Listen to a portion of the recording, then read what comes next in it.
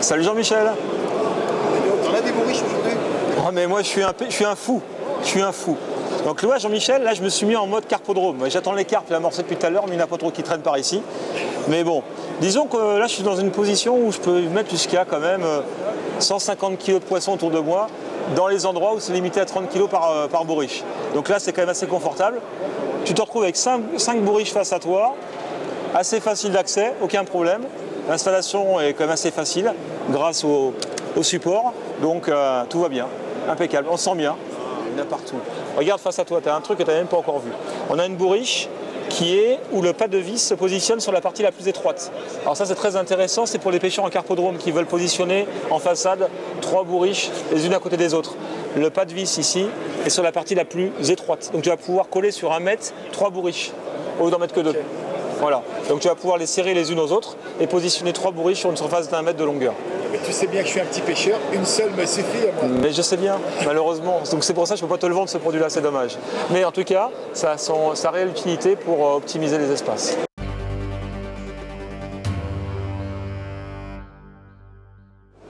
Je vais te faire découvrir des petites choses intéressantes. Donc là, on vient de sortir des séries pour la pêche de la carpe.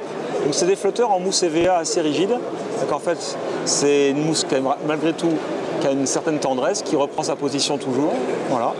Donc la quille est en fibre.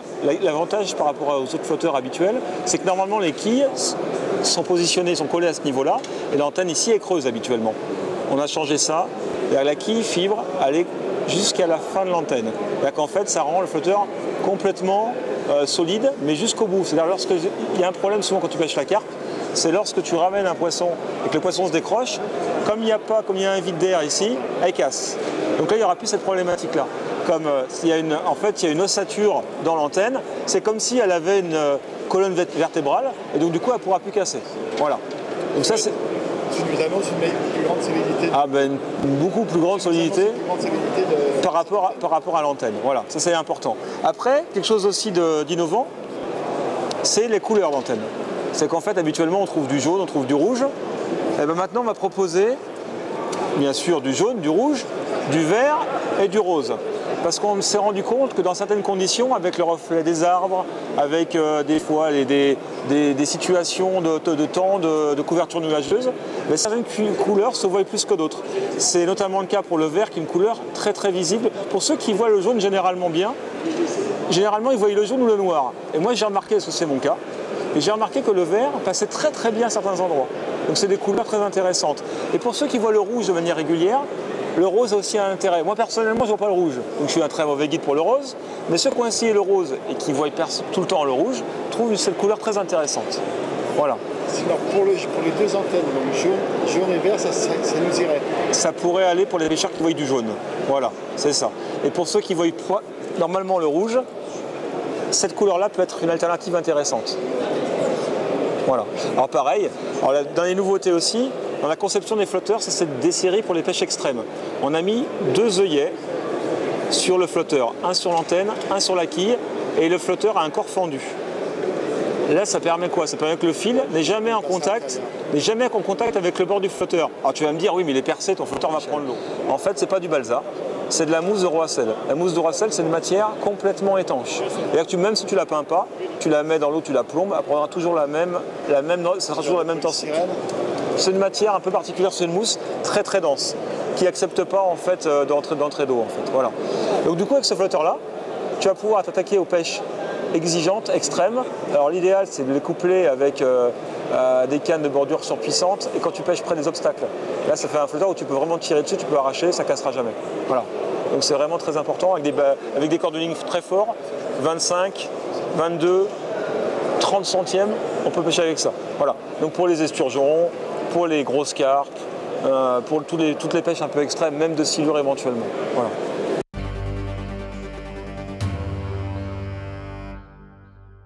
Jean-Michel, je ne sais pas, tu peux voir de chaque côté, j'ai des dessertes et j'ai plus de pieds pour maintenir les dessertes sur les côtés. Alors, il n'y en a pas besoin aujourd'hui parce qu'on a développé toute une gamme de dessertes sans pieds équipées sur ce principe-là. C'est-à-dire qu'en fait, tu as des équerres qui se replient, très puissantes, Donc en position repliée pour le transport, ça se limite à ça, c'est pas très encombrant. Il n'y a pas de pied à emmener en supplémentaire. Il n'y a pas de pied à fixer sur les côtés pour pouvoir le maintenir. Et par contre, pour positionner les dessertes sans pied sur la station, ça se réalise en un tour de main. Il suffit de servir des pièces qui se situent en bas de la desserte. C'est des guides. Tu les glisses sur les pieds au départ, tu t'en sers en appui et tu fais glisser. Voilà. Et là, du coup, la desserte est déjà fixée. Tu n'as pas besoin de mettre une pièce en plus ici pour maintenir. Pas besoin de mettre un autre pied aussi pour maintenir. Et là, tu peux charger. Là, tu peux mettre 2 seaux de 10 litres plein d'eau. Là, tu peux mettre 20 kg dessus. 20 kg dessus, ça ne bougera jamais. Voilà. Vous avez testé? Oui, ça fait longtemps. Ce produit-là est sorti en début d'année, en fait. Voilà, 2018. Bien sûr, tu vas me dire, Jean-Michel, que cette desserte-là, c'est bien. Ça va sur les caisses Garbolino. Mais je vais te répondre pas seulement, en fait. Parce qu'il y a une partie, je vais retourner, tu vas bien comprendre. Il y a une partie qui permet justement d'accepter tous les écartements de pieds valables sur toutes les stations du marché. De plus, en fait, ces systèmes-là sont livrés avec une bague réductrice. Donc tu peux mettre en D25, du D30, du D36. Quelles que soient les marques des stations que vous avez, aucun problème, ça l'acceptera sans aucun souci. Voilà. Ceci, c'est bon pour toutes les dessertes que tu vas présenter. C'est valable pour toutes les dessertes. Donc aucun problème par rapport à ça. Ça ressemble à une desserte. Il me semble qu'il y a le même principe que tout à l'heure. Bah oui, ça les ressemble fortement. Donc en fait, on se retrouve avec une desserte apparemment. Je vais la fixer sur mes pieds, comme d'habitude. Voilà. Vous voyez les trucs bizarres là. Ah bah voilà, tiens. Bah, ça ressemble bien à une desserte XXL. Donc, une fois déplié, tu as ces dimensions à peu près. oui. Donc là en fait, si tu veux Jean-Michel, à la base, la desserte ne prend pas plus de place qu'une desserte traditionnelle. C'est-à-dire que ça doit faire, alors je vais te dire, ça doit faire 50 par 45. 50 par 45. Mais une fois déplié, tu te retrouves avec une desserte qui fait 1,05 m de longueur par 45 de largeur. Moi, je vais pouvoir en mettre du matériel. Mais je savais, en fait, je l'ai fait exprès pour toi. Parce que je te connais depuis des années, je t'ai fréquenté et j'ai bien remarqué que tu en mettais partout autour de toi. Donc là, tu vas pouvoir au moins tout mettre à portée de main. Pour une fois, ça va changer. Hein. Bon. Alors après, hormis le fait d'avoir une grande desserte, il y a quand même pas mal de côtés intéressants à noter par rapport à ce produit-là. Alors souvent, il y a le soleil, malheureusement on ne le maîtrise pas. Un coup il est au-dessus, un coup il est à l'est, à l'ouest, au nord, au sud, on ne sait jamais de quel côté il va nous saisir. On est content d'en avoir en tous les cas. On est content de l'avoir. Mais bon, des fois il nous embête parce qu'il crame un peu nos èches. C'est-à-dire qu'en fait il arrive à faire chauffer nos verres de vase, à tuer nos asticots. Donc il faut les protéger. Alors pour les protéger, on utilise souvent des dessertes Astor. Voilà. Et le problème de la desserte Astor, suivant voilà, sa position, des fois malgré la desserte, les èches restent au soleil. Et là, tu es quand même coincé. Tu ne vas pas modifier la position de la desserte, tu ne peux pas faire autrement, c'est coincé, c'est figé. Voilà. Je t'ai acheté un beau parapluie articulé aussi. Oui, ça peut être bien, ça peut être une option intéressante. Mais si tu ne veux pas t'embêter avec un parapluie articulé et quand même jouer avec des dessertes, avec des tentes, tu veux dire, on va pouvoir le faire. Alors, être présenté un nouveau procédé. On va pouvoir, bien sûr, mettre la tente sur le côté. Alors pour la fixer, il n'y a rien de très compliqué. En fait, sur la desserte, on a inséré ce qu'on appelle des inserts. Donc il y a des jeux d'inserts tout au long de la desserte qui permettent d'avoir plusieurs positionnements possibles. Donc là, il suffit, par des jeux de simplement écrou et vis, de positionner la desserte, la tente à l'endroit souhaité. Donc hop.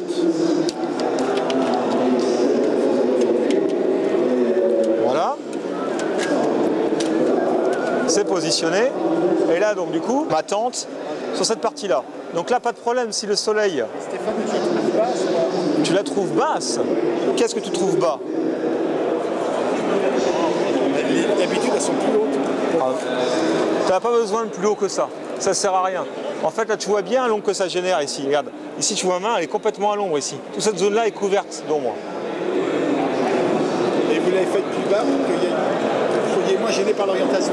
Le problème, c'est que plus tu montes, plus tu donnes d'inclinaison au soleil et plus le soleil a de chances de s'intégrer et de passer. Et le but, c'est de protéger au maximum tes èches. C'est quand même le but de l'opération. Surtout que là, tu n'as pas de souci pour te saisir de tes èches. Il n'y a rien qui te gêne pour les saisir. Même si c'est relativement bas, c'est fait exprès. C'est vraiment pensé pour pouvoir récupérer les èches. Là, tu es à hauteur de main. Tu ne vas pas chercher tes èches là. Là, tu prends tes èches, il n'y a pas d'effort à faire. Ce qu'il faut, c'est que les dessertes soient toujours le plus haut possible. Et en fait, il faut que tu arrives à les prendre très naturellement. Parce que si tu mets ta desserte là, je vais te faire une démonstration. Ben là, déjà, pour le récupérer, hop, là, tu fais ça, tu l'as tout de suite. C'est beaucoup plus rapide. Plus c'est haut, mieux c'est. Le soleil, qu'est-ce qui peut se passer? Imaginons qu'il passe là-bas, le soleil. Là, tout va être en plein soleil et les èches, malheureusement, ne vont pas supporter. Et ben, on va pouvoir changer la position de cette tente. Si le soleil est face à toi ou juste au-dessus de toi, ben, la seule solution pour protéger tes èches, c'est de mettre la tente ici. Et là, du coup, tes èches sont vraiment protégées. Surtout les vers de vase, qui sont des èches très très très fragiles, les vers de terre, dès qu'il fait un peu chaud, malheureusement, s'ils prennent le soleil, aussi, ça arrive, même si c'est l'èche la plus résistante malgré tout, mais c'est quand même mieux à l'ombre, quoi, en fait. Non, c'est un plus produit, ça, c'est énorme. Et donc, suite à ça, il n'y a pas que ça. Tu vas pouvoir aussi raccrocher à ta desserte, que tu pourras mettre soit ici, soit ici. Si tu veux, tu peux en mettre deux côte à côte. Tu auras 20 possibilités de kits. Alors 20 kits, tu vas me dire, ça sert à rien. Mais celui qui fait un championnat, qui fait une pêche mixte, il pourra mettre ses kits au cou là et ses anglaises là, sans aucun problème. Et si ici, il y a plein d'arbres. Stéphane, oui. Si tu mets autant de cannes, moi, le concours est terminé, que j'ai seulement installé le matériel. Ça peut arriver. Et imagine-toi qu'ici, il y a des choses qui t'encombrent la berge, des arbres, des choses comme ça. Tu peux très bien positionner tes kits par là, en le positionnant ici. Ce qu'on peut dire, c'est que c'est entièrement modulable par rapport à... Entièrement modulable. Alors après, autre innovation, c'est cette forme particulière qui a été mise sur les supports kits. Où ici va se positionner ton kit qui va faire 3 mètres, ici il va se positionner ton kit qui va faire 4 mètres, et ici ton kit qui va faire 5,50 mètres. Et ça va bien le coincer en fait, parce que la mousse est très dense, très épaisse, et si tu veux, le kit, même s'il y a du vent, il ne pourra pas sortir du support kit. Voilà. Donc ça aussi... Mais, Stéphane, vous aviez fait un truc qui était sympa sur les roues de ski, avec un genre de aile, tu te souviens? Il existe toujours, c'est pour mettre en tête du kit, et ça évite que le vent l'emporte. C'est un système anti-vent. Ça existe toujours sur le bonnet en tête. Vous l'avez testé dans le vent? Ça j'ai testé moi-même parce que c'est moi qui l'ai mis au point et ça va très très bien. Ça bloque vraiment le kit. L'embase du kit.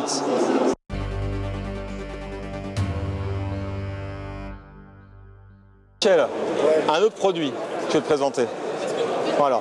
Donc ça c'est un set, parce qu'on les vend par 3 nous. C'est un set anti-évasion pour les asticots. Alors anti-évasion, devine pourquoi, regarde, ça fait un peu le bagne là-dedans. Hein. Mais l'avantage qu'ils ont, ces sets, c'est qu'en fait, lorsque tu mets tes asticots et que le temps est très très humide, eh bien, la force du produit, c'est que l'asticot va toujours redescendre parce qu'il ne peut pas en fait s'agripper sur les parties où il y a le passage d'air. C'est non adhérent. C'est non adhérent et redescendre systématiquement. Donc c'est vraiment pour ça qu'on l'a appelé comme ça, cette anti-évasion. Tu veux dire, il pleut sur cette boîte-là avec les asticots, j'en ai pas partout. Non, ils resteront dedans. Et c'est très important sur les pêches à l'agrainage, entre autres, où tu as besoin d'avoir les asticots toujours disponibles. Là, tu peux les prendre et ils peuvent rester en plein air. Voilà. Imagine que tu veux tremper des pelets pour les faire gonfler simplement. Tu les positionnes dedans, tu remplis le fond du seau d'eau, tu les laisses à tremper, tu te prépares, 5-10 minutes après, tu renlèves, tes pelets sont gonflés, tu peux les positionner sur ta tablette. C'est pratique aussi pour ça, ça va s'égoutter et du coup, voilà, ils seront parfaits pour l'échage. Autre avantage également, imagine-toi, tu fais une pêche que tu ne connais pas, toi, une pêche très technique dans l'Est, que tu ne peux pas connaître ça. Des fois, tu pêches au fouillis de vers de vase à l'hameçon. Dans le Nord, ils le font aussi. Tu connais pas ça? Non, je le savais. Alors, l'avantage que ça peut avoir, c'est que tu mets quelques grammes de fouillis là-dedans dans une petite cuvette, tu les positionnes là-dedans, tous ceux qui vont passer en dessous, tu es sûr qu'ils sont franchement exploitables et vivants, donc tu vas pouvoir aussi pêcher avec ces èches-là à l'hameçon. C'est des pêches extrêmes, certes, mais dans la pêche au cou moderne d'aujourd'hui, les pêcheurs qui sont un peu pointus le font. Voilà. Tu l'as sûrement fait au championnat de France? Je l'ai déjà fait, Championnat de France? entre autres. Voilà.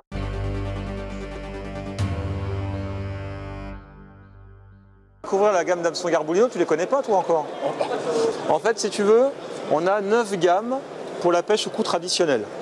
C'est-à-dire, toi, ici, c'est une série, 2 séries, il y a des codes couleurs en fait, hein, sur chacune des pochettes. Nous, on aime bien les codes couleurs. Les flotteurs, il y a des codes couleurs. Les hameçons, il y a des codes couleurs. Ça, c'est notre base, il faut que ça soit très simple. Après, dans les familles, c'est pareil, c'est relativement simple. On a 9 séries. Tu as 3 séries longues tiges. Donc, les longues tiges pour les pêches rapides, les pêches speed. Alors explique que la longue tige, c'est pour nous aider, pour aider les gens à décrocher. Ah voilà, tout à fait. En fait, si tu veux, les 3 premières séries que tu vois là, d'ailleurs, si tu peux zoomer un peu le long des produits, ils s'appellent Speed Match, Speed Match, Speed Match. Donc c'est pour les pêches rapides, au coup. Alors pourquoi une pêche rapide? Parce qu'en fait, on a une longue tige. Alors, bien sûr, suivant les modèles, le fer est plus ou moins gros, ça fait t'expliquer pourquoi. Mais en fait, plus vite. Et écher plus vite aussi. Donc voilà. Donc c'est vraiment pour les pêches où il y a de la cadence. Alors il y a une série ultra fin de fer pour les pêches rapides de petits poissons. Celles-là, les bleus. Celles-là, ce sont les bleus. Voilà. Après, tu as la série de couleur rose, c'est pour les pêches rapides de poissons moyens.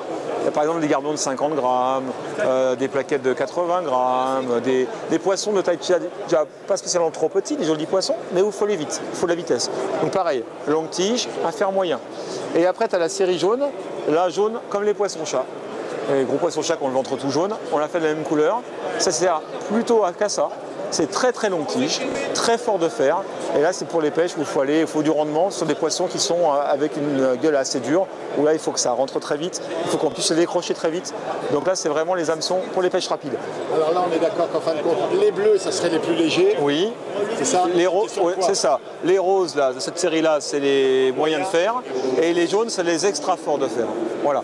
Ensuite, tu as une série de 3 références qui s'appellent les round bends. Round bends, c'est simplement arrondi. Alors arrondi, ça a un intérêt, c'est pour quand tu fais des panachés. Quand tu pêches par exemple avec 3 verres de vase, ou alors un pinky, un verre de vase, ou un gozer, des verres de vase, ou un terreau, un petit bout de terreau, un asticot. Voilà. Donc on va utiliser des séries qui vont s'appeler les round bends. Les round bends, c'est des formes arrondies. Donc il y en a une très très fin de fer pour les pêches de plaquettes. Donc c'est la série, on le voit ici, ultra fine, hein. Ultra fine round bend, la série 2110BZ. C'est très très employé pour les pêches très techniques de plaquettes. Il faut mettre 2 verres de vase, 3 verres de vase. C'est un hameçon assez rond, donc on peut mettre plusieurs èches, mais très technique. Après, on a à côté un hameçon particulier qui est le 2220 NI. C'est un hameçon nickelé. C'est le seul nickelé de notre gamme.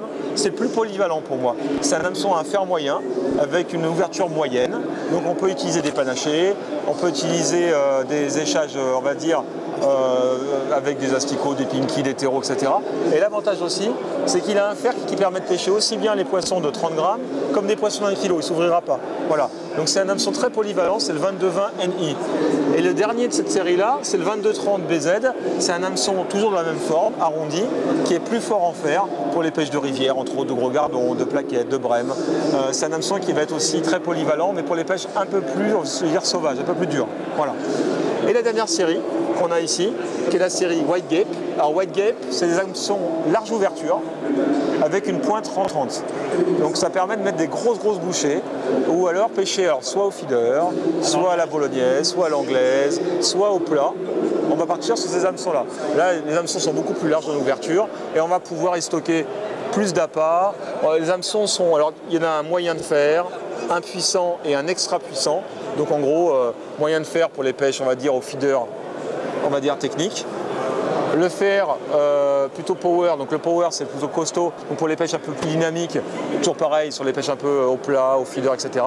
Et l'extrême qui est ici plutôt un hameçon pour la carpe au cou, mais pour ceux qui veulent des hameçons avec ardillon, donc dans les eaux libres, voilà, qui veulent encore avoir la chance de prendre un très gros poisson et pas le décrocher, qu'il n'y en a qu'à un prendre, il va prendre cette option-là. Après, donc ça c'était 9 séries pour la pêche au cou avec ardillon. Et ensuite on a sorti 3 séries pour la pêche de la carpe, donc barbless, donc sans ardillon. Donc il y a une série qui s'appelle Winter Carp. Winter Carp, c'est carpe hivernale. Carpe hivernale, c'est pour... alors attends, on va peut-être mieux le voir. Si je le positionne comme ça, je vais essayer d'en positionner un. Le problème c'est qu'ils viennent par famille. Voilà, c'est un hameçon black avec un fer moyen. Donc il est vraiment pas surpuissant, il est pour les pêches techniques, quand il faut utiliser des asticots, quand il faut utiliser des ailes fragiles pour la carpe, quand les poissons sont difficiles. Voilà. Après, tu as un hameçon qui a été développé pour la pêche plutôt au pelé, un fer un peu plus puissant. Un fer un peu plus puissant, donc cet hameçon-là, il va exister jusqu'à la taille 10 en fait. Tu vois, tu le vois ici en plus grosse taille, donc pour pêcher avec des gros pelets. Voilà. Donc c'est un hameçon plutôt puissant, vraiment dédié aux pêches, voilà, pelets, maïs, choses comme ça, des pêches un peu plus volumineuses. Ça serait des carpes de combien à peu près? Oh, bah là, tu peux aller jusqu'à des carpes de 10 000 sans aucun problème. Hein. Voilà, les premiers, c'est plutôt des hameçons winter carp, c'est pour les carpes difficiles jusqu'à 5 kg. On va dire les F1. Ouais, les F1 et les carpes vraiment de 2 kg, 3 kg qui sont difficiles à prendre, ou des poissons, quand l'hiver, ils font des petites touches à des reflux, tu vas passer cet hameçon-là, tu vas les prendre, parce qu'ils ne vont pas sentir l'hameçon, ils vont l'avaler plus facilement. Les pelets carpes, des poissons de 5 à 10 kg sans aucun problème. Et après, on a la dernière série qui est la plus puissante, qui est la Power Ben Carp, qui existe jusqu'au taille numéro 8. Donc là, c'est un hameçon bien sûr sans ardillon. Il y a vraiment du fer, il y a vraiment de la matière. Là, on peut prendre des spécimens sans aucun problème, des poissons jusqu'à 15 kg, il n'y a aucun souci. 15-20 kg sans aucun problème. Voilà. Donc là, si tu veux, on a une gamme. Et la taille la plus haute, c'est 12 vous en avez? Ça va être 8.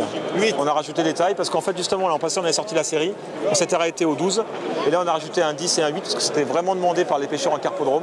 Parce qu'on était un peu petits. Et là, si tu veux, voilà, on comble vraiment maintenant l'intégralité du besoin. Quoi. Là, tu me dis qu'avec cette gamme-là, le pêcheur, il se sort partout. Sincèrement, tu fais tout. Tu n'en as pas besoin d'en avoir 35 séries. Nous, on a 9 séries pour le coup, 3 séries pour la carpe. Alors quand je dis coup, c'est coup et feeder. Hein. Donc tu vois, donc en fait ça contient vraiment toutes les techniques de pêche. Et anglaise. Là si tu veux, tu pêches dans toutes les techniques. Voilà, sans aucun problème. Ça couvre vraiment.